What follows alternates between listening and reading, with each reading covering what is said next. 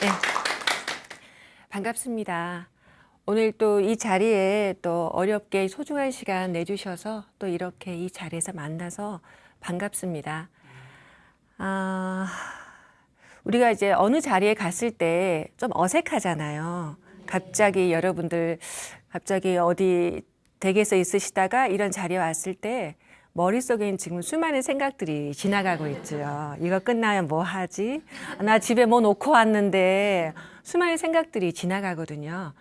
그래서 제가 항상 저는 강의하기 전에 이렇게 내 자신이 지금 여기에 집중할 수 있도록 마음의 중심에 올 수 있도록 한 번씩 1분의 시간을 가져요. 그래서 제가 한번 여러분과 같이 한번 해볼게요.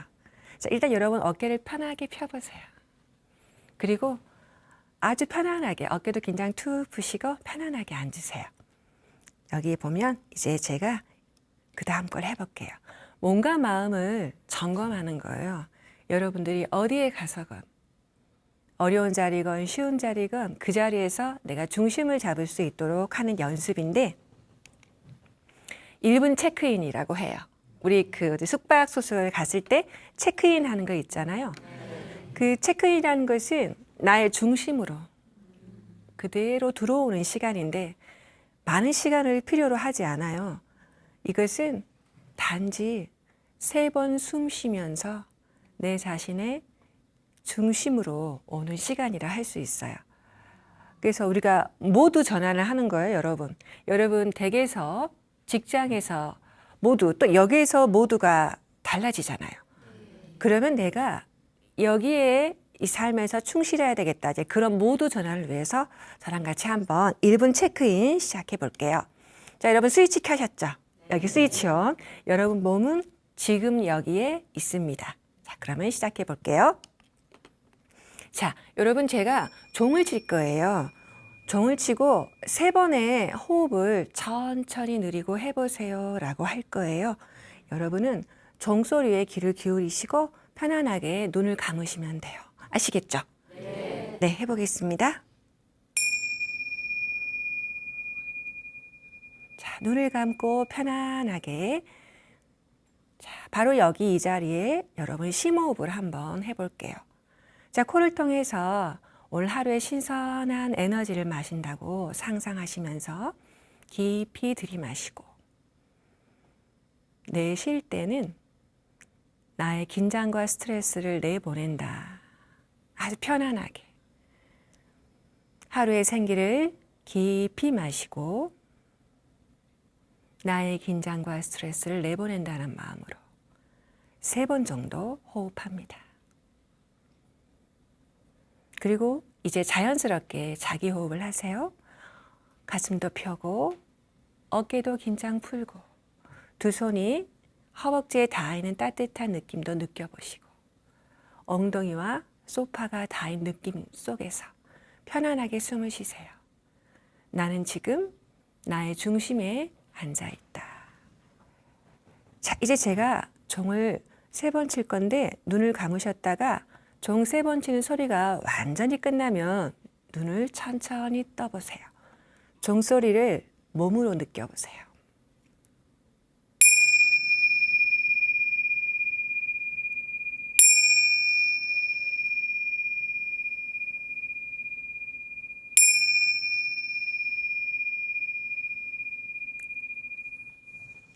자, 천천히 눈 뜨시고 자, 가슴 한번 활짝 펴보시고요. 자, 우리 1분 체크인 어떠신가요? 마음이 좀 편안해졌어요? 네. 우리가 어느 때라도 내 마음의 중심으로 오는 시간은 3번의 심호흡, 난 중심으로 왔어. 이렇게. 그럼 자기답게 살 수가 있습니다. 자, 이제 한번 시작해 볼게요. 제가 오늘 여러분과 함께 얘기할 것은 부모와 사랑의 기술이에요. 사랑의 기술이 필요한 거죠. 우리가 뭔가 사랑한다면 난 사랑에 빠졌어 라고 빠진 거야 하고 수동적으로 얘기하는데 그 사랑을 만들어 나가는 데는 적극적인 노력이 필요해요. 여러분 지금 이 PT 보시면 여기에서 프레젠테이션에서 부모가 어디에 있어요? 부모가 앞에 있고 자녀는 어디 있죠? 뒤에 있어요. 그럴 줄 알았죠? 부모가 뒤에 있어요. 우리가 지금 청소년기 이상의 자녀를 키울 때 우리가 어린아이들은 양육하고 훈육하면서 앞에서 한 발짝 앞에서 이렇게 도와주잖아요. 그런데 이 청소년기에서는 이제 양육과 훈육의 시대를 지나서 이제 이 친구가 자기의 삶을 살아갈 수 있는 자기 등불을 자기가 들 수 있도록 한 발짝 뒤에서, 너무 멀리 가지 않아요. 한 발짝 뒤에서 아이가 든든하게 자기 탐험을 할 수 있도록 도와주는 시기다. 동반자적인 시기다라고 할 수가 있어요. 그래서 한 발짝 뒤에 있죠. 그리고 우리가 청소년을 영 어덜트, 작은 어른이라고 하잖아요. 우리는 언제 어른이 됐을까요? 어쩌다 보니까 부모가 되고, 어쩌다 보니까 내가 어른이다, 어른의 책임이 있다, 그런 어른이 되셨거든요. 근데 이 아이들도 이제 자기의 삶을, 자기 등불을 가지고 나아갈 만한 그런 시기에 바로 청소년기에 접어들었다라고 할 수가 있습니다. 무슨 말씀인지 아시겠죠? 네. 한 발짝 뒤에서.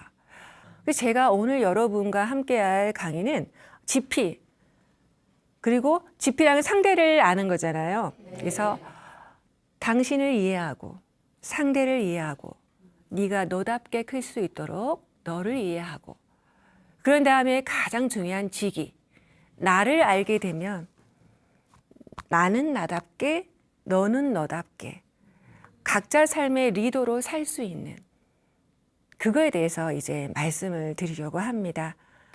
여러분 에릭 프롬 아시나요? 많이 들어보셨죠? 에릭 프롬의 고전 사랑의 기술 아마 들어보셨을 거예요. 지금 읽어도 야 정말 잘 썼구나, 좋은 책이다, 이런 느낌이 드는데, 에릭 프롬이 사랑에는 4가지 요소가 있다라고 얘기해요. 다른 많은 것 중에서도 4가지 요소가 있는데, 첫 번째는 보호, 두 번째는 책임, 그다음에 세 번째가 존중, 네 번째가 지식인데요. 먼저 보호와 책임이에요. 누군가를 사랑한다면 우리 그 사람을 보살펴야 되죠. 우리가 아이를 낳으면 그 아이가 처음 태어났을 때 얼마나 예뻐요. 어떻게 만질지도 모르고 정말 소중한 아이를 케어하면서 젖을 먹이고 키워가는 거. 우리가 꽃을 사랑한다고 하면서 꽃에 물조차 주지 않는 사람은 사랑이 아니에요. 자기 관심일 뿐이죠.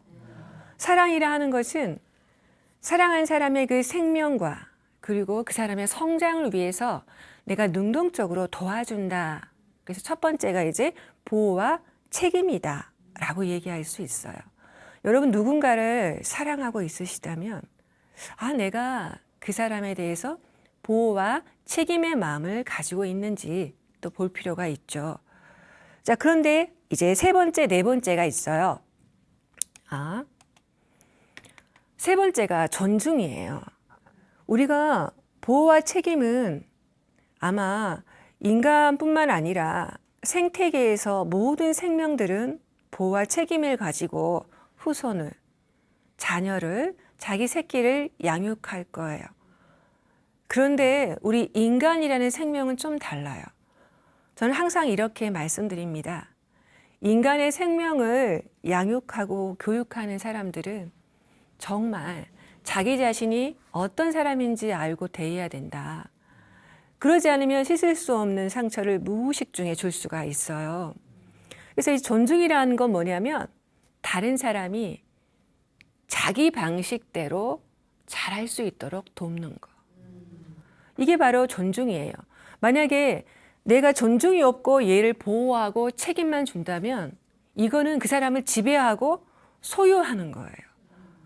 저는 이제 교단에도 오래전에 이제 있었기 때문에 부모의 욕심대로 아이를 케어하는 분들의 아이가 얼마나 위축돼 있는지, 특히나 고등학생을 담임을 했을 때는 부모는 어떤 직업을 원한다라고 하고 아이도 선생님 저는 그런 직업을 원합니다라고 하는데 그것은 제가 옆에서 바로 알 수 있어요. 그건 너의 원투가 아니야. 근데 그 아이는 오래전부터 부모한테서 그런 말 들어왔기 때문에 세뇌가 돼서 그게 자기 것인지 알고 계속 그렇게 살아가는 걸 봤어요. 그 친구가 제자리에 오는 데는 시간이 걸릴 거예요. 존중이라는 건 다른 게 아니에요. 그 사람이 자기 방식대로 그 사람의 개성을 알아주는 것. 세상에 유일한 딱 한 사람이잖아요. 그 사람을 알아주는 게 존중이고요. 그런데 존중을 하기 위해서는 알미 필요해요. 그 사람이 뭘 좋아하는지, 어떨 때 불편해하는지, 어떤 걸 싫어하는지, 그 사람에 대한 지식이 없다면 그건 역시 의미가 없어요. 그 사람이 어떤 사람이냐 알아가는 거. 그런 것은 또 이제 지식이라 할 수 있어요. 그래서 우리가 제일 처음에 그 사람에 대해서 내가 얼마나 알고 있는가, 이 청소년의 이해에서 시작을 하는 거야 할 수 있어요. 만약에 지식이 없이 내 아이가 뭘 좋아하는지, 내 사랑이 뭘 좋아하는지 관심이 없이 그냥 보호하고 양육하고, 여러분 생각해 보세요. 여러분의 배우자가 나의 관심은 하나도 필요 없이 자, 이 돈 갖고 가서 살림만 하면 돼. 인간은 그런 존재가 아니에요. 이 사람이 나를 사랑해주는 느낌, 겸손하게 날 존중해준다는 느낌, 그리고 이 사람이 나를 알아준다는 느낌. 그랬을 때 저절로 이 사람과 대화할 수가 있는 거거든요. 그래서 이제 우리가 에릭 프롬에서 그런 사랑의 조건들에서 존중과 지식이 반드시 필요하다. 청소년기는 특히나 빠르게 변화하는 시기예요. 자기도 왜 자기가 그런 행동을 하는지 몰라요. 여러분들은 지금 여러분 청소년기를 한번 생각해 봐요. 문을 꽝 닫고 들어가고, 그리고 부모님 뭐라면 뭐 어째라고 대항도 해보고 그랬던 시절, 그리고 비밀도 많아지고, 그리고 엄마 아빠 싫어하고, 분명히 그런 시기가 있었을 거예요. 건강한 사람이라면. 그런 사람들은 그 시기 속에서 자기 자신을 알아가려는 새로운 탐험을 시작하기 때문에 불안합니다. 부모가 안정되게 나를 뒷받침해 준다고 해서 내가 안정되지 않아요. 나의 인생은 새롭게 시작되기 때문에. 그래서 이제 변화하고 불확실하고 아주 복잡하고, 분명히 어제는 얘가 어른 같은데 오늘은 완전히 아이 같아. 뭐지 이건? 분명히 제 아이가 하는 말은 진짜 좋은 말인데 행동은 뭐야 이거? 이럴 때 참 많거든요. 근데 아이는 자기가 그러고 있는지를 몰라요. 자기도 몰라요. 자기가 왜 그러는지. 그런 시기가 청소년기예요. 이러한 시기에 대한 이해가 없이 우리가 청소년을 대한다라고 하는 것은 오해, 너는 나쁜 놈이구나, 편견을 갖게 되죠. 그래서 제가 여기에서 시작을 하려고 해요. 이해. 여러분 이해하다. 여러분 누군가를 이해하시고, 아마 여기에 결혼을 하시고 또 결혼을 하지 않으신 분들은 또 누군가를 나 그거 이해했어 라고 말씀하실 건데, 이해하다가 영어로 뭐죠? 맞아요. understand예요. understand. 제가 understand라는 것을 명확하게 알 때가 있었는데, understand는 under의 stand. 그 사람은 under, 아래에 서는 거잖아요. understand. 제 아이가 어린 시절에 8살 때, 초등학교 때 너무나 그 태권도 코치 쌤을 좋아했어요. 태권도에 소질도 없고 관심도 없으면서 그냥 태권도 학원 간다고 항상. 그럼 태권도 학원 가면 이제 우리 겨루기 대회에서 띠 색깔이 바뀌잖아요. 그러면 이제 띠 바꾸기 위해서는 이제 경기장에 들어가서 겨루기를 해가지고 이제 이기면 이제 색깔이 바뀌는 이제 그런 거일 거예요.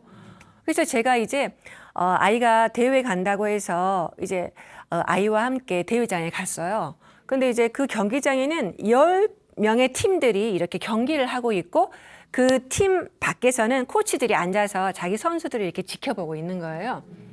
근데 제가 1라운드 딱 끝나고 나서 놀라운 광경을, 그때 전 놀랐어요. 놀라운 광경을 봤어요. 1라운드 끝나고 나서 아이들이 각자의 이렇게 가잖아요. 각자의 자리로 가는데, 아이들 키가 작으니까 보통은 이제 사범님께서 앉아서 이렇게 아이를 이제 물도 주고 닦아주고 하잖아요. 9팀의 코치가 전부 다 앉아서 아이 눈높이에 맞춰 그렇게 하고 있었어요. 근데 그게 중요한 게 아니에요.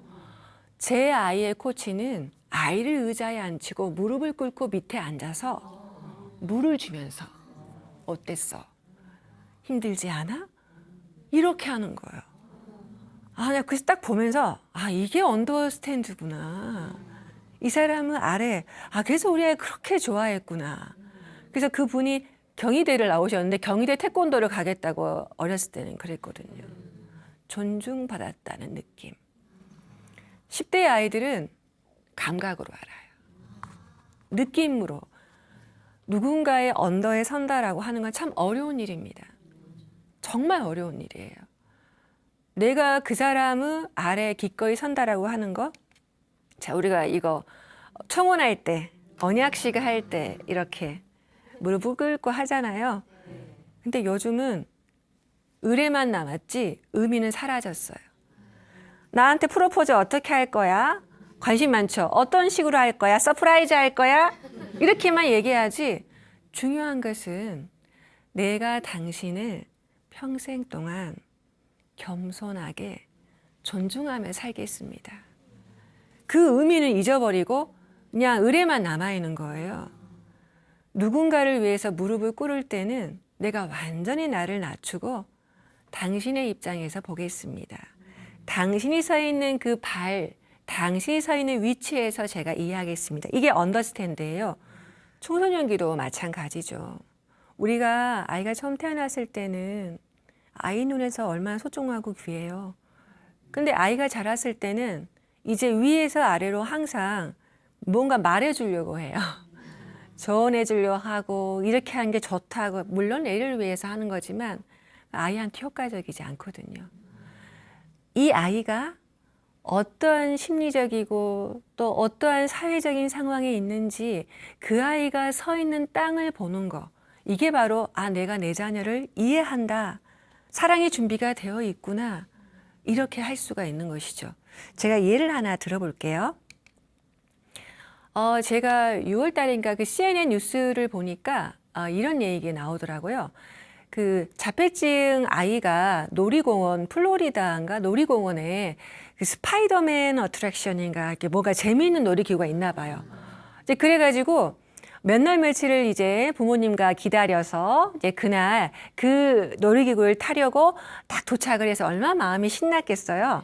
그 신나가지고 딱 서는데 근데 그 놀이기구가 갑자기 고장이 나서 멈춘 거예요.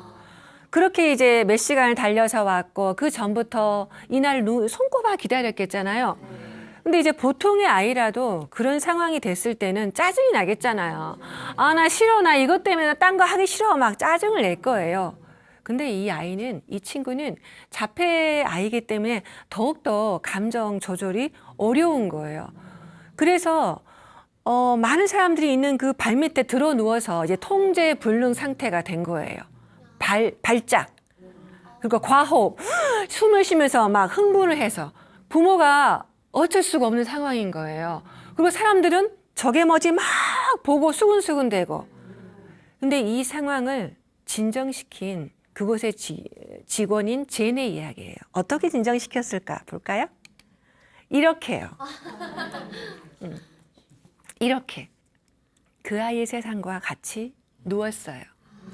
그냥 누워서 있었어요. 아이가 막 울다 보니까 사람이 누워있는 거예요. 뭐지? 근데 그 사람이 호흡을 이렇게 해봐 하니까 과호흡이 천천히 숨을 쉬고 누군가하고 내가 같은 눈높이에서 만났을 때 그걸 보고는 이제 이렇게 된 거죠. 이제 그러고 나서 아이한테 이렇게 얘기해 줬죠. 그 직원이 제인 씨가 괜찮아. 갑자기 고장나서 너무 속상하지. 속상해도 돼. 나라도 그러겠다. 그렇게 옆에서 그 아이의 눈에서 그 아이의 마음을 읽어주니까 얘가 비 오던 하늘이 갑자기 환하게 갠 것처럼 마음이 밝아진 거예요. 아이가 자폐 아이라서 이제 기질적으로 감정 조절을 못해서 더 큰 사고로 보일 수 있지만 우리 그런 존재예요. 내 마음속에서 막 이렇게 짜증날 경우가 얼마나 많아요. 근데 누군가 그 마음을 읽어주었을 때 해결을 바라는 게 아니에요. 그랬을 때 마음이 편안해지죠. 그래서 상대를 이해하기 위해서 필요한 것. 그건 바로 그 사람의 입장, 그 사람의 서 있는 그 자리에 서는 거다. 먼저 이해하다의 의미를 가슴으로 한번 느껴보시고, 제가 이제 여러분들이 이제 청소년기를 지내셨어요. 그렇죠? 이 퀴즈를 한번 풀어볼게요. 그 내 아이를 위한 감정 코치기라는 책에 몇 개 내용이 나왔는데 여러분이 한번 이 내용을 풀어보세요. 혹시 질문할까 떨리지 않아도 돼요. 답이 동시에 나와버렸어. 그러네. 사춘기가 충동적이거나 감정 기복이 심한 상태가 정상이다. 맞습니까? 네, 맞아요. 이거 정상이에요. 이게 이제 그 뇌과학적인 측면에서 살펴볼 수가 있는데 사춘기 청소년들은요 어떤 상태냐면요 우리가 인간의 뇌가 생존의 뇌가 있고 본능의 뇌가 있고 감성의 뇌가 있고 이성의 뇌가 있어요. 근데 이 사춘기 아이들은 주로 이 본능의 뇌하고 감정의 뇌가 작동을 해요. 그래서 충동이 잘 조절이 안 돼요. 자기가 왜 그런지 몰라요. 그래서 보면 이제 또한 또 비유를 들어보면 여러분 우리가 그 인간의 뇌는 계속해서 평생을 통해 성장을 하는데 그 전두엽이 이제 천천히 성장을 하게 되면 이제 사람이 사리 판단을 하게 되고 이성적으로 볼 수 있는 눈이 생기거든요. 근데 비유적으로 얘기한다면 이런 거예요. 사춘기 시절의 아이들의 뇌는 원래 자기가 살던 아파트가 20평이라고 해봐요. 20평의 아파트에 살고 있었는데 어느 날 이게 100평이 된다는 거예요. 그래가지고 막 그 100평에 들어갈 자재들이 막 들어오고 있는 거예요. 나의 이 좁은 집에. 이게 도대체 뭐야 이거. 근데 우리가 그 신경망이 이제 신경세포가 연결망을 좀 더 공고히 하면서 이런 것들이 들어오는 시기라 자기도 몰라요. 그래서 우리가 이제 뭐 수초화라고 하는데 신경세포가 굉장히 이렇게 수초화, 이렇게 좀 더 많은 것을 경험하라는 이유가 더 많은 걸 받아들이는 시기예요. 그러면서 이제 가지치기가 일어나는 그런 시기이기 때문에 이 시기에 내가 20평의 집에서 이렇게 많은 것들 정보가 들어오네? 어떻게 해야 되지? 그럴 때 두려움과 본능적인 감정에 앞설 경우가 참 많아요. 더군다나 세로토닌이라는 그 평정심을 주는 그 호르몬 자체가 40%, 보통 성인의 40%밖에 분비되지 않는 그러한 시기예요. 뭔가 새로운 건축물을 만드는데 완전히 뇌가 바뀌고 있는 시기다. 이렇게 이해하시면 될 거예요. 만약에 아이가 그런 모습을 보인다면 드디어 네가 인생 리모델링을 시작하는구나. 이런 눈으로 보시면 정말 왜 그래? 라고 하는 게 아니라 이런 시기가 왔어. 그래서 연관되어 있는 게 이해할 수 없는 짜증. 그리고 고집이 왜 이렇게 세냐 너. 여러분들 아마 키워보셨으면 알 건데 저는 이제 상담을 하면 문짝이 떨어졌다. 이렇게 아빠가 그러세요. 하도 문을 꽝꽝 닫아가지고 문짝이 떨어질 만큼 아마 사춘기 시절에 문짝 떨어진 집 많이 있을 거예요. 근데 그 아이는 자기가 왜 그런지 몰라요. 생각이 좁아서가 아니라 지금 볼 수 있는 눈이 지금 이렇게 되뇌가 성장하고 있기 때문에 그거밖에 못 보기 때문에 아이는 그런 거다. 도대체 나를 골탕 먹이는 그런 마음이 아니다. 얘가 그런 시기에 있어서 그렇구나 라고 이해하시면 될 것 같아요. 그래서 청소년들이 사춘기가 굉장히 스트레스에 취약한 시기고 아까 말씀드렸듯이 감정의 뇌가 더 사고의 전두엽은 공사죽이고 감정의 뇌와 본능의 뇌가 더 발화하기 때문에 그럴 수 있다. 이런 걸 이해하시면 좋겠어요. 그래서 이제 짜증도 나고 민감한 시기다라고 생각하시면 될 것 같아요. 자, 그렇다면 나이가 들면 문제가 사라질까요? 여러분 청소년기에 얘가 짜증을 내고 민감해진다면 정말 다행입니다. 왜 다행이냐면 나의 이런 변덕스러운 기분을 표현할 수 있다는 거. 여러분 성인 사춘기 들어보셨어요? 성인 사춘기. 뇌가 발달한 시기에 그 짜증을 발산하지 못하고 가둬두었던 어른들은 언젠가 발산이 됩니다. 그게 20대건 30대건 40대건 그걸 표현할 수 있는 시간. 제가 그 논문 하나 봤는데 그 캐나다의 그 연구팀이 그 청소년기가 어떻게 성장하는지 25년 추적 연구를 했어요. 10대부터 25년이니까 이제 40, 50대까지 가겠죠. 그런데 그 청소년기에 우울이나 불안이나 이런 부정적 정서를 많이 가졌던 그런 아이들은 어른이 돼서도 결혼하고 자녀 키우고 직장을 얻는 그 시기에 결정적인 혼란을 얻는다는 거. 그래서 그 10대의 행복이 이 중년의 우리 인생의 행복을 좌우한다는 게 연구팀도 놀란 결과가 나온 거예요. 무슨 말씀인지 아시겠죠? 그리고 우리가 10대 때 연구를 아주 많이 이루어지고 있는데 또 이거는 미국 하버드대의 연구인데요. 그 성인을 대상으로 했는데 어린 시절에 학대를 받았던 성인들의 뇌, 요즘은 뇌과학이 정말 발달했어요. 그래서 fMRI로 이 사람의 뇌가 어떤 상태인지 알 수 있는데 성인기 그 사람들, 학대받았던 그 성인기 사람들 뇌를 촬영해 보니까 우리가 그 뇌에서 해마라는 곳이 있거든요. 뇌량과 해마가 있는데 해마가 감정이나 기억을 담당하는 곳이에요. 그게 완전히 위축돼 있는 거예요.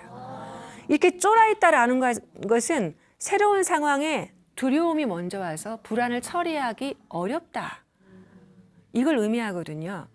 10대의 청소년기에 여러분 한 번쯤은 가혹한 말 하신 적 있으시죠? 안 한 분은 없을 거예요. 한 번쯤은 분명히 할 수 있어요. 왜냐하면 너무 심하니까. 그런데 그 가혹한 말을 반복적으로 하게 되면 아이는 부모가 말한 악담대로 그 삶을 살게 되죠. 왜? 내 안에 있던 뇌가 어른이 되어도 부모의 목소리가 들려요. 너는 왜 이렇게 게으르냐? 너 진짜 한심하다. 네가 맨날 그 모양이지. 부모님이 돌아가셔도 내 인생 속에서 리플레이 되는 소리들은 내면에 울리거든요. 그래서 우리가 이 청소년기의 아이들의 감정을 받아줄 수 있는 것이 성인 평생에 걸쳐서 정말 중요한 거다. 그래서 우리가 이런 얘기를 해요.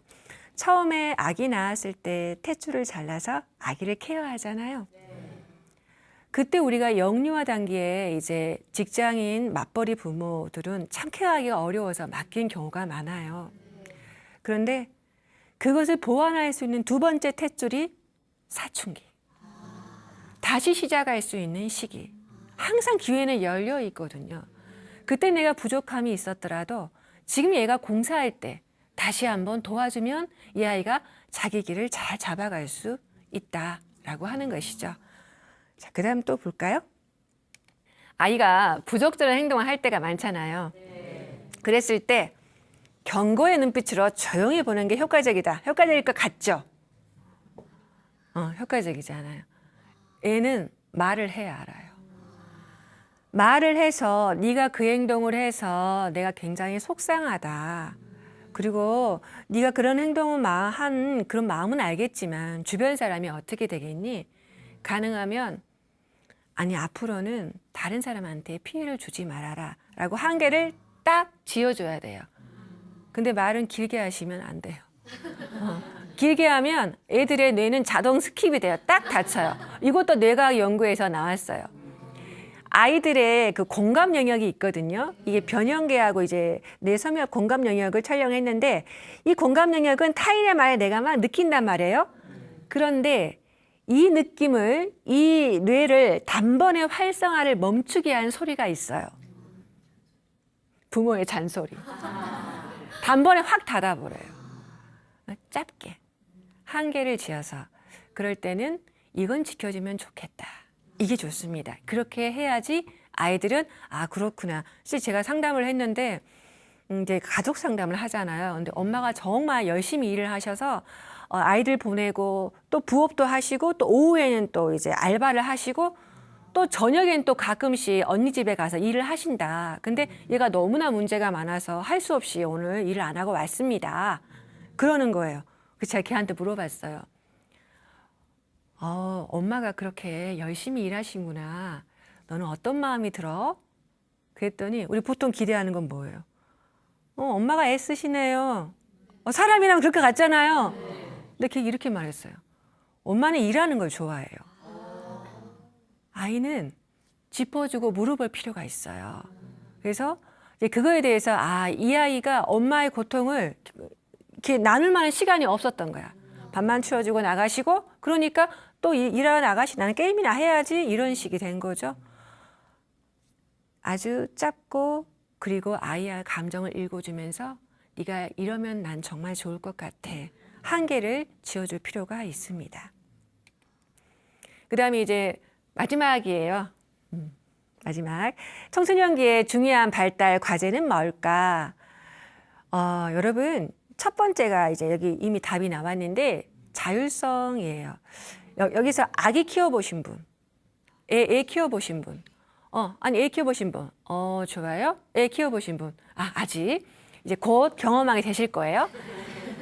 아이를 키우다 보면 애가 한 2살쯤 되면 18개월쯤 되면 엄마가 여기 있다는 걸 믿고 한 발 한 발 바깥을 아장아장 걸어서 나가요. 아시죠? 그리고 한 번씩 엄마가 있는지 살펴봐요. 아장아장 보고 또 살펴. 엄마! 부르고 나서 다시 나아가고. 그게 이제 아이가 천천히 엄마 품에서 새로운 세계를 탐험을 시작하는데 아직 엄마 품을 항상 엄마라고 부르는 거죠.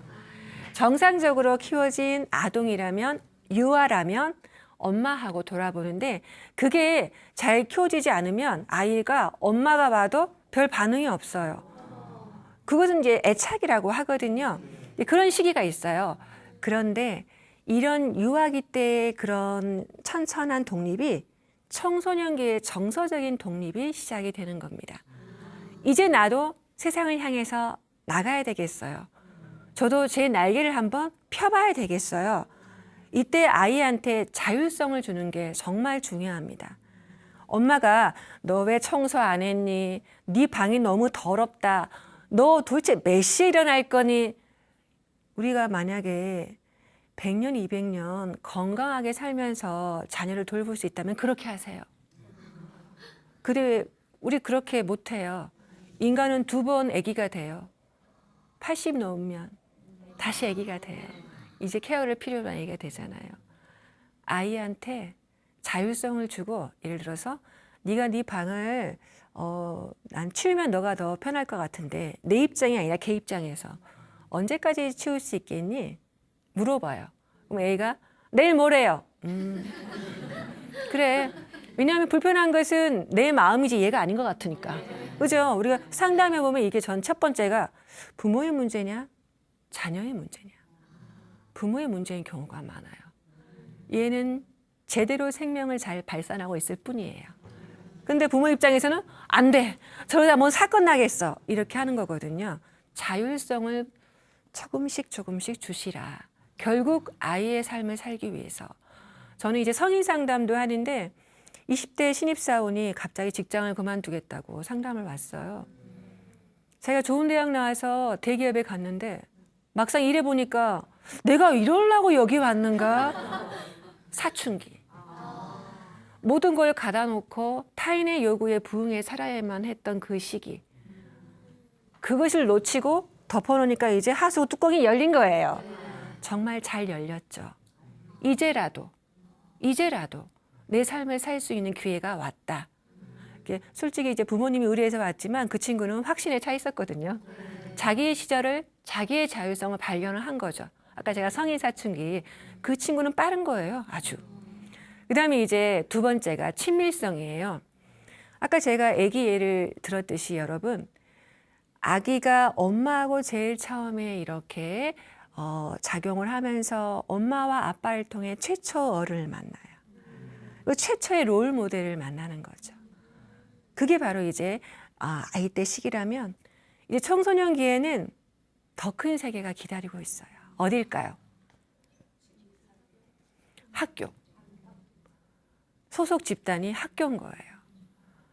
제가 이제 저는 학교폭력 아이들 그 피해자 아동들을 상담을 자주 해요. 정말 부모님이 잘 키우시고 부모님이 너 괜찮다고 옆에서 막 해도 이 아이는 상처에 학교를 가기 싫어하고 너무 불안해하는 거. 아이한테 학교는 정말 큰 세계예요. 그 학교에서 또래 친구들한테 친밀한 관계를 유지한다라고 하는 것은 정말 중요한 거예요. 어떤 부모님들이 이렇게 얘기해요. 아, 너 가서 그냥 상관하지 말고 네 일만 하면 되잖아. 그냥 그렇게 하자. 왜 이렇게 괴로워하니? 이렇게 얘기하는데 생각해 보면 어른들의 세계는 복잡해요. 뭐 남편도 있고 친정도 있고 시댁도 있고 친구도 있고 동아리도 있고 직장도 있잖아요.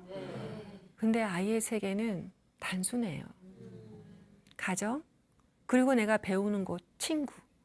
그 큰 세계가 무너졌을 때 엄청난 충격을 받는 거죠. 그래서 아이는 그 속에서 고민을 하는 거예요. 그래서 아이들은 그걸 청소년기에 그 친밀성을 또래 관계 속에서 배워간다라고 할 수가 있어요. 그래서 이제 우리가 청소년기 이해에 대해서 퀴즈 5개로 한번 알아봤습니다. 좀 이해가 되셨어요? 네. 좀 도움이 되세요? 네. 저는 이 공부하는 게 참 재미있어요. 아, 사람의 마음이 이렇게 성장하고 발전하는구나. 그러면서 부모도 성장을 해요. 부모를 성장시키는 거 자녀 같아요. 자녀가 아니면 부모가 마음을 바꿀까요?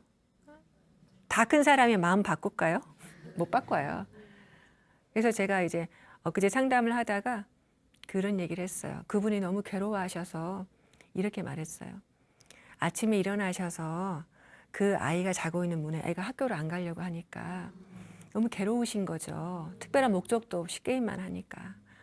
그 아이 방 앞에 문에 가서 가만히 무릎을 꿇고 앉아서 이렇게 한번 되뇌봅시다. 스승님, 오늘은 뭘 또 가르쳐 주시겠습니까? 이렇게 한번 해보자 그랬어요. 배움은 고통이거든요.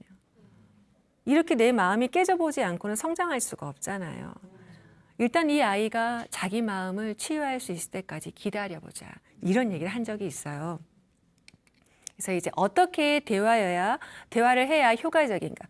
우리가 이제 이런 시기의 아이들을 이렇게 했을 때 어떻게 대화하면 효과적일까. 이거에 대해서 한번 대화할 수 있는 관계를 유지해야 된다. 극단적으로 가지 마라. 이게 실수하는 부모님들이 또 하나가 너 나가. 너 문 밖에 나가. 이 아이한테는 굉장히 이게 도전인 거죠. 정말 나가야 하나? 나의 세계가 가정에 안정이 돼 있고 또 그다음에 학교가 있는데 그렇게 되면 이제 아이가 마음의 문을 닫을 수도 있어요. 아, 나는 아무것도 아니구나. 나는 이 집안에 아무것도 가치가 없네. 이런 가혹한 말을 하지 않고 극단적일 때 피해야 돼요. 대화할 수 있는 울타리를 유지하시라. 흥분이 올라오면 조금 더 물러서시고 일단 관계를 유지하시라. 그래야 아이한테 내가 사랑을 표현할 수 있는 그런 기회가 생기죠. 내가 요만큼 사랑하지만 아이가 문 닫고 들어가 나오지 않아요. 그러면 사랑을 표현할 수가 없잖아요. 관계를 유지하시라. 그 관계 속에서 아이가 자녀가 엄마 아빠의 진정한 그 감정을 읽었을 때 조금씩 나올 거다. 그래서 이제 제가 이제 대화의 기법이 있고 대화의 태도가 있는데 중요한 거는 뭘까요? 내가 기법을 배워갖고 와서 이렇게 해보자. 대화에 뭘까요? 태도가 중요해요. 저도 이제 아이를 키우면 실수를 많이 했는데 우리 큰애가 어느 날 갑자기 저한테 그러는 거예요. 제가 이제 부모 교육 이런 거 하면서 저도 배우고 하다 보니까 저한테 이러더라고요. 엄마, 잔소리 스킬이 많이 늘었네요. 이렇게 얘기를 하는 거예요. 좀 부끄럽고 나 노력한다고 했는데 들통났나? 그런데 그렇게 말하는 아이 표정이 엄마가 노력하고 있구나. 그걸 알아주니까 그 태도를 보는 게 기본인 것 같아요. 어떠한 많은 기법과 어떠한 많은 돈으로도 그 사람 마음을 살 수가 없어요. 태도가 중요하다. 여기서 이제 마지막 여러분 우리가 태도 보일 때 이제 말로 하고 또 이제 몸짓이나 이런 자세나 눈빛으로 비언어가 있잖아요. 그래서 우리가 상대한테 메시지를 보낼 때 말이나 글이 있고 그리고 이제 눈짓, 표정, 몸짓이 있잖아요. 어떤 게 더 강할 것 같아요? 말, 그다음에 표정. 그러면 언어는 한 몇 프로일 것 같아요? 100%에서? 말은 한 40%. 그럼 비언어가 한 60%? 그렇게 생각하세요? 이거는 심리학 교재에 나온 건데요. 타인에게 전하는 비언어적 메시지의 영향력, 말의 내용은 7%. 이 사람이 어떤 톤으로, 어떤 눈빛으로, 어떤 표정으로 말하냐. 우리 요즘 하는 말로 영혼이 1도 없네. 있잖아요. 그게 여러분 느껴지잖아요. 여러분 예를 들어서 이제 만약에 결혼하신 분이라면 여보 이 옷 어때? 그러면 이제 예뻐 했을 때 뭐지? 이게 지금 예뻐라는 말은 7%인데 93%가 배고프잖아요. 그러면 자꾸 물어보게 돼요. 진짜 어디가 예뻐? 이게 사람이 이게 느껴지는 게 있어요. 특히나 청소년기 아이들은요. 그 진정성을 굉장히 중요시해요.